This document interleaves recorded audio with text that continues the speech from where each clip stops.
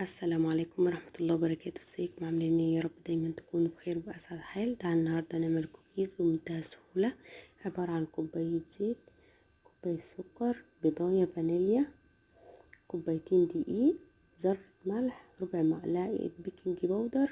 اضرب المقادير كويس في الخلاط. بعد كده هنزل على الدقيق اقلبهم كويس بالمعلقة.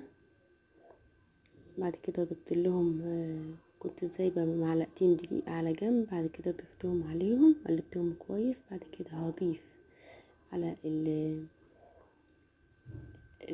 انا قسمتها العجينه، قسمتها نصين.